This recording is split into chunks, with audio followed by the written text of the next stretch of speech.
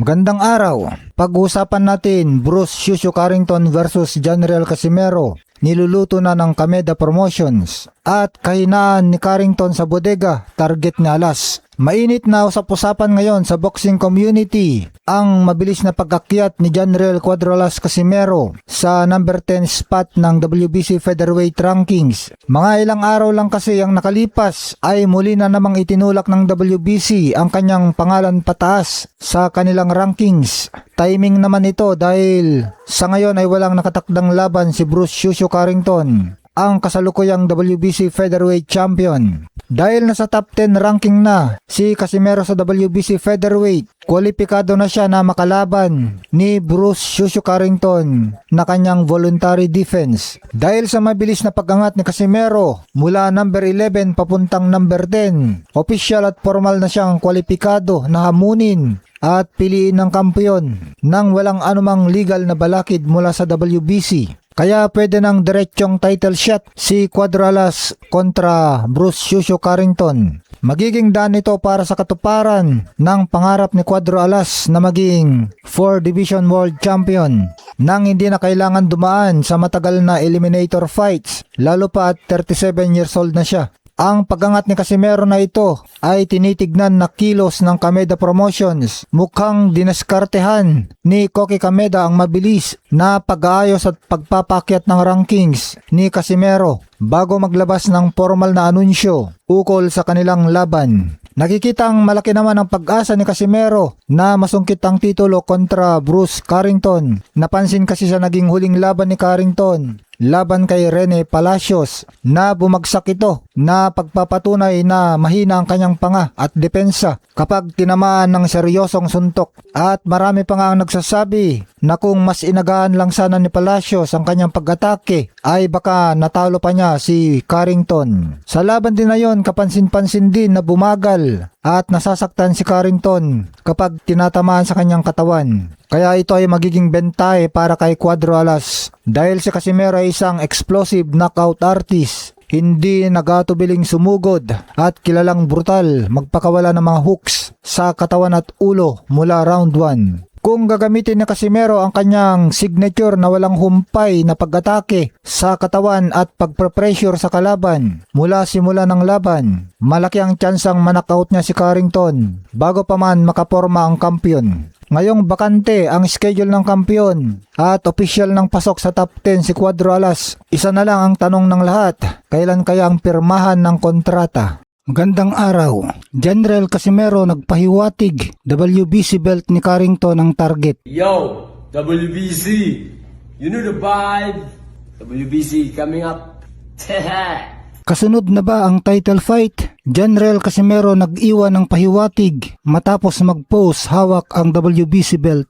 Naging mainit muli ang usap-usapan sa mundo ng Philippine boxing matapos mag-post ang dating world champion na si Janriel Cuadro-Alas Casimero sa kanyang official na Facebook page. Sa nasabing video, proud na ipinakita ni Casimero ang WBC belt na may simpleng caption na Hello WBC. Ngunit ang mas nakakuha ng atensyon ng mga fans ay ang kanyang pahayag habang hawak ang corona. Yo, WBC Unified, WBC coming up. Pahiwatig sa WBC Featherweight Division. Hindi ito ang unang beses na nag-post si Casimero tungkol sa WBC belt. Dahil sa sunod-sunod na pahiwatig na ito, naniniwala ang marami na may malaking ilalabas na anunsyo ang kanyang kampo sa mga susunod na araw. Matatanda ang pumasok na si Casimero sa top 15 at kasalukuyang nakapwesto bilang rank number 11 sa WBC Featherweight Division. Matapos ang kanyang laban kay Luis Nery, ang pagkakabilang niya sa mga top contenders ay isang malinaw na senyales na sa Featherweight Division na nakatutok ang kanyang career path.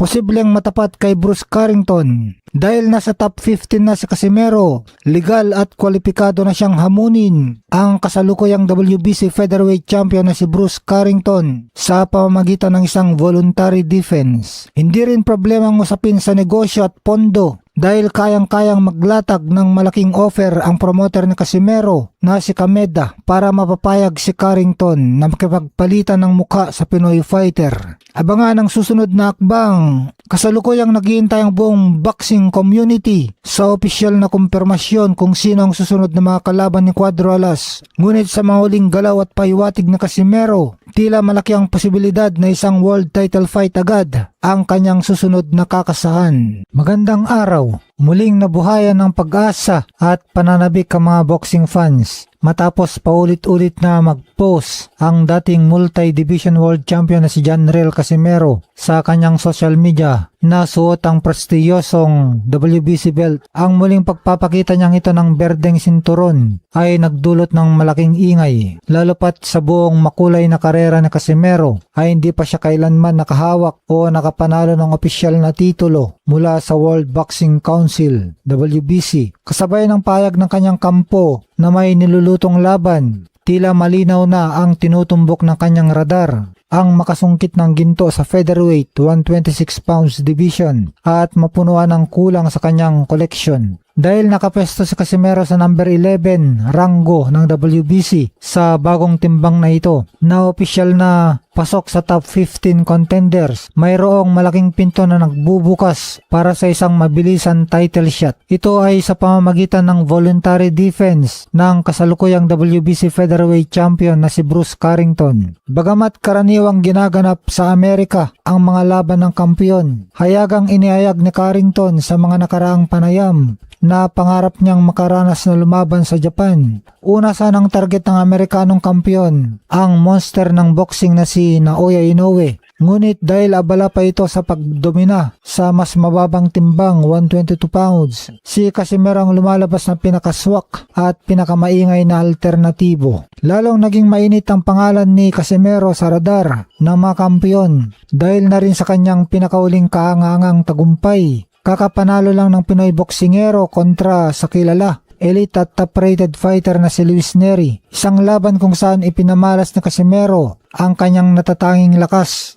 matapos pabagsakin si Neri ng 6 na beses at tapusin ang laban sa loob lamang ng 4 na round. Dahil nakabase sa Japan ang kanilang promosyon, napakalaki ng bentahe ng promoter ni Casimero na si Koki Kameda ng 3150 Promotions na maikasa ang mega fight na ito sa Tokyo o Osaka. Kayang-kaya ng kampo ni Kameda na maglatag ng malaking pondo at premyo upang maakit sa Carrington na lumipad patungong Japan para sa isang voluntaryong pagdepensa ng kanyang titulo. Kung sakaling magkailangan sa negosasyon ang magkabilang kampo para sa direktang title shot kay Carrington, marami pa rin naman bigating landas sa top 10 ng featherweight division ang pwedeng lakbay ni Casimero. Sa katunayan, bagamat wala pang opisyal na anunsyo, may mga umuusbong na bulong-bulungan sa boxing circles na isa sa mga tinitingnan matinding plano ng Kameda Promotions ay ang dalhin sa Japan ang pambato ng United Kingdom na si Nick Ball upang makatunggali ni Casimero.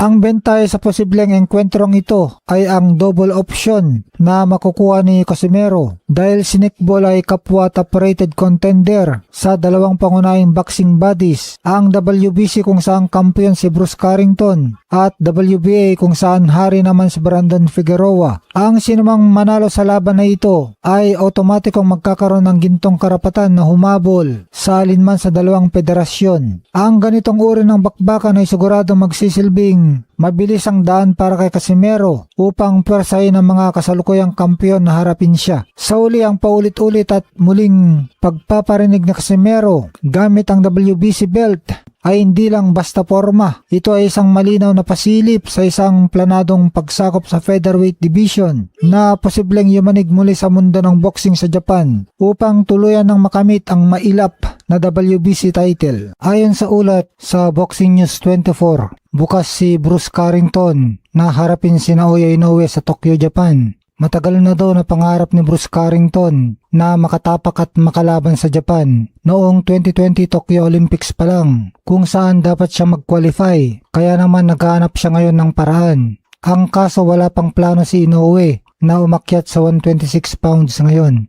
Pero sino ang pinakamabilis at lohikal na alternatibo para matupad ang pangarap ni Bruce Carrington na lumaban sa Japan? Walang iba kundi si Cuadro Alas dahil kasalukuyang pasok si Casimero sa top 15 ng WBC kung saan number 11 nga siya ng WBC. Kaya dahil dito napakadali at legal na maaprubahan ng isang voluntary title defense. Sakto pa dahil ang plano ng Kameda Promotions ay gawing 4 Division World Champion si Casimero at si Carrington ang perpektong target. Walang magiging problema sa bayaran kasi kilala itong si Koki Kameda at Kameda Promotions sa pagiging galante at agresibo pagdating sa pagpupundo ng mga malalaking laban sa Japan. Lalo na kung ang mga kalaban ay tulad ni Casimero na may malaking hatak sa mga manonood. Kaya pagdating sa payout o premyo, kayang-kaya nilang pantayan o lagpasan ang demand ni Carrington. At ito ang maganda para kay Casimero. Sa uling laban ni Carrington, nabunyag ang kanyang malaking kahinaan. Nakitaan siya ng butas matapos masaktan at dumaing sa mga patama sa katawan. Kilala pa naman si Casimero sa paggiba ng bodega. Kaya kapag naamoy ni Cuadro Alas ang mahinang bodega, ay siguradong tulog ang Amerikanong kampiyon na si Bruce Carrington. Magandang araw. Dahil pasok na si Janrel Casimero sa top 15 ng Super Bantamweight at Featherweight Division. Number 4 siya sa WBO Super Bantamweight at number 11 sa WBC Featherweight. Kaya kwalipikado na siyang piliin ng mga kampiyon para sa isang voluntary title defense.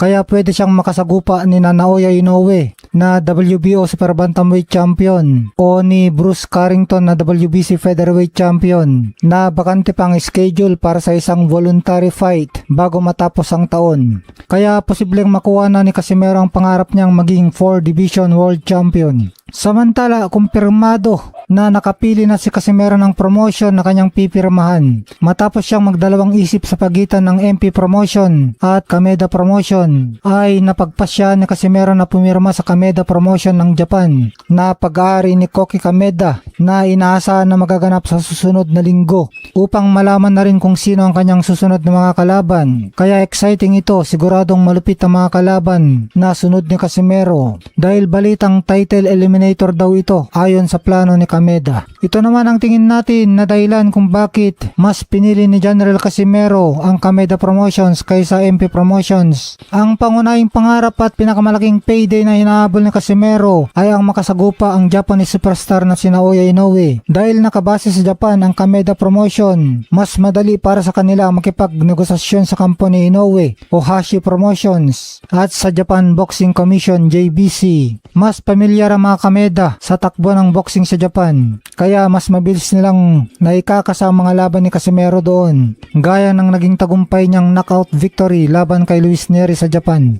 Hindi naging maganda ang huling yugto ng pagsasama ni Casimero at ng presidente ng MP Promotions na si Sean Gibbons. Naging usap-usapan sa boxing community ang issue tungkol sa hatian ng kita, purse split. Dahil sa sirang relasyon ni Casimero at Gibbons, mahirap nang ibalik ang tiwala sa pagitan ng dalawang kampo. Nang mawalan ng promoter si Casimero at iwanan ng kanyang dating Japanese backer na Treasure Boxing Promotion dahil sa mga issue sa timbang, ang Kameda Promotion ang sumagip sa kanyang karera. Sa mga pahayag ni Casimero sa media, hayagan niyang pinasalamatan si Koki Kameda sa pagtitiwala sa kanya noong panahong binitawan at minaliit siya ng ibang tao. Ang tiwalang ito ang nagbigay sa kanya ng motibasyon na magdisiplina at umakyat muli sa WBO rankings. Sa ngayon, ang pinakamalaking pera at maaksyong laban sa timbang ni Casimero, Super Bantamweight at Featherweight ay nandoon sa Japan at iba pang bahagi ng Asia gaya ni Inoue at Junto Nakatani,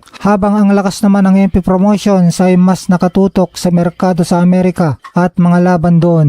Para sa kasalukuyang estado ng karera ni Casimero, mas praktikal at madaling magkalaban kung nakabase siya sa promosyon na may direktang impluensya sa Japan. Kaya mas tama na pinili niya ang Kameda Promotions kaysa MP Promotion.